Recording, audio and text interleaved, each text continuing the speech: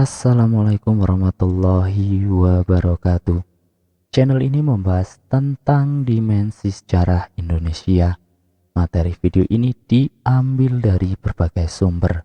Buang energi negatif dan ambil sisi positifnya. Selamat menyaksikan. Misteri sosok Semar di balik terjajahnya Nusantara. Dendam kesumat Semar atas kehancuran kerajaan raja-raja Hindu-Buddha yang diayominya menyusup lewat penjajahan Belanda dan Jepang di Nusantara. Sejarah perjuangan raja-raja Islam Nusantara terkesan mentah dan gagal total oleh strategi yang diwahyukan oleh Semar kepada tentara Belanda maupun Jepang. Sosok Semar menjadi sebuah ikon sangat istimewa dalam cerita pewayangan.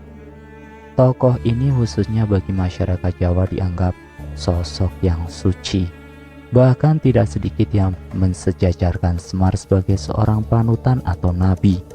Walau Semar hanya dikenal oleh masyarakat Jawa, namun memiliki sejarah yang amat jelas dalam dunia wayang. Dunia wayang mengisahkan bahwa Sang Hyang Wenang berputra satu yang bernama Sang Hyang Tunggal. Sang Hyang Tunggal beristrikan Dewi Rekatawati. Dewi Rekatawati adalah putri Raja Kepiting bernama Rekata. Pada suatu hari, Dewi Rekatawati bertelur. Akhirnya telur tersebut menetes menjadi 3 bagian.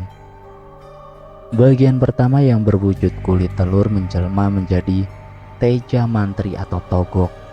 Putih telurnya menjadi Bambang Ismoyo atau Semar, sedangkan kuning telurnya menjadi Manik Moyo yang kemudian menjadi Betara Guru. Sumber lain mengatakan bahwa asal kejadian Teja Mantri atau Togok, Bambang Ismoyo atau Semar, serta Manik Moyo atau Betara Guru bukan anak Sang Hyang Tunggal dan Dewi Rekatawati, melainkan anak dari Siti Hawa, manusia pertama di bumi. Ketika manusia pertama diturunkan dari surga, yaitu Siti Hawa dan Nabi Adam, mereka masih belum mengerti tentang proses reproduksi. Hingga tanpa melalui hubungan badan, kedua manusia pertama itu masing-masing mengeluarkan sel telur dan sel spermanya. Dua jenis inti hidup manusia itu kemudian diletakkan di sebuah tempat. Kemudian Adam dan Hawa berdoa bersama kepada Tuhan agar kedua embrio itu dijadikan manusia. Kekuatan doa Adam menjadikan spermanya berubah wujud menjadi 3 ruh manusia. Masing-masing berwujud Nabi Ilyas, Nabi Sis, dan Nabi Khidir. Ketiga anak Adam ini berwujud ruh dan tidak memiliki badan kasar atau tubuh jasad. Sedangkan kekuatan doa Siti Hawa tidak mewujudkan sesuatu. Lantaran jengkel, maka sel telur ini dilemparkan oleh pemiliknya dan ditangkap oleh iblis. Di tangan iblis yang terkutuk, sel telur milik Siti Hawa dimohonkan doa kepada Tuhan Yang Maha Esa. Kekuatan doa iblis yang selalu diijabahi Allah merubah sel telur menjadi 3 makhluk halus, yaitu Togok, Semar, dan Betara Guru. Kawasan Eropa menjadi tempat tinggal sang gaib Teja Mantri atau Togok, sedangkan Betara Guru atas perintah iblis bersemayam di segitiga Bermuda dan memiliki nama lain yaitu Dajjal. Sementara sosok Bambang Ismoyo atau Semar hidup di Indonesia, tepatnya di Puncak Lawu menjadi pengasuh raja-raja Nusantara. Tentu saja semua itu atas arahan, suruhan, dan didikan dari tuanya yang mengasuh mereka, yaitu Iblis Laknatullah. Agama Hindu merupakan sebuah kepercayaan atau agama yang diciptakan Bambang Ismoyo atau Semar Bodronoyo. Sementara itu, Semar bersama Dewi Sekarwati Mara juga menciptakan agama Buddha dan menyebarkannya di bumi Nusantara. Penyebaran dua agama itu terjadi pada abad ke-1 Masehi hingga abad ke-12 Masehi. Pada tahun 1401, Sultan Muhammad I dari Istanbul, Turki mengutus 9 orang pilihannya untuk menyebarkan agama Islam di Nusantara, termasuk Pulau Jawa. Dalam penyebaran agama Islam itu, Syekh Subakir, salah satu nama dari 9 wali gelombang pertama, membawa batu hitam dan dipasang di seantero Nusantara, khususnya untuk tanah Jawa, diletakkan di tengah-tengahnya, yaitu di Gunung Tidar. Batu-batu itu dimaksudkan memberikan keamanan dan kelangsungan hidup kaum muslimin di Nusantara. Efek dari kekuatan gaib suci yang dimunculkan oleh batu hitam menimbulkan gejolak, mengamuklah para makhluk jin, setan, dan makhluk halus lainnya. Maka Raja Jin yang diwakili Semar dan Dewi Sekarwati Mara membuat kesepakatan setelah kalah bertarung adu kesaktian melawan Syekh Subakir. Ancaman pun sempat terlontar dari para dedemit.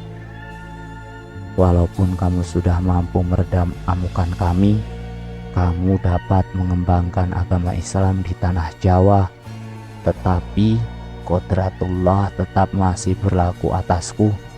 Ingat itu, wahai Syekh Subakir. Apa itu? Kata Syekh Subakir. Kata jin, aku masih dibolehkan untuk menggoda manusia, termasuk orang-orang Islam yang imannya masih lemah.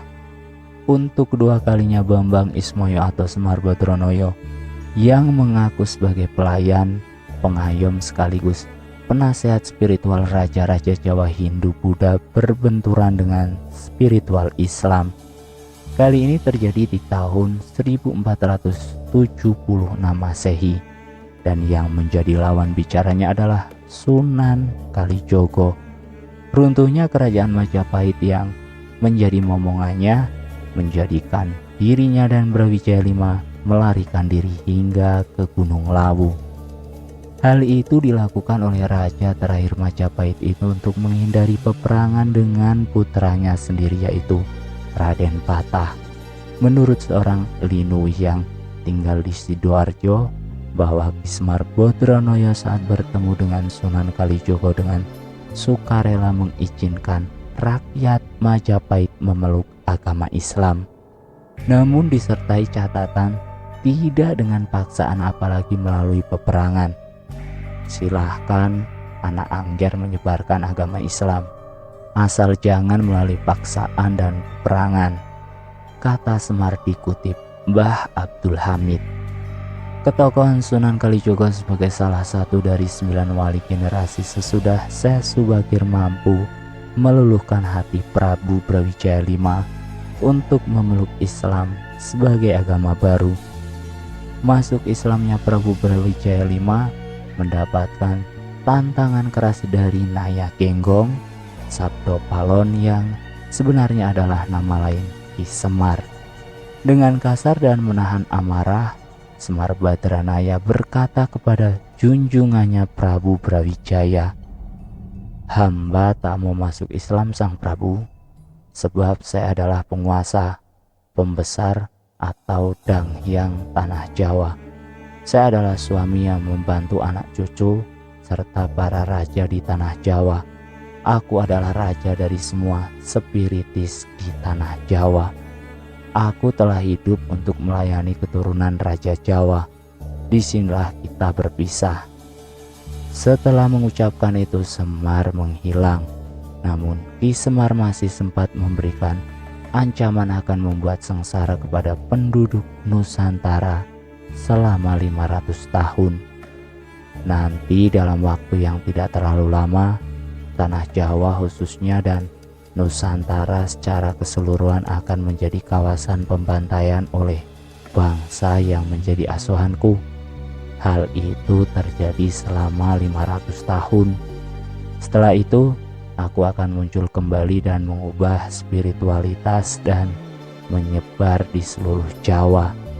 Mereka yang menolak akan mati. Mereka akan menjadi makanan bagi setan. Saya tidak akan puas sampai mereka semua hancur, termasuk kekayaan alam Nusantara. Penderitaan rakyat Nusantara tidak akan pernah berhenti. Hingga ketika Gunung Merapi meletus, lava dan abu jatuh ke barat daya dengan bau yang mengerikan, yang merupakan sinyal bahwa saya akan segera hadir mengiringi Ratu Adil. Sekian, salam Rahayu. Wassalamualaikum warahmatullahi wabarakatuh.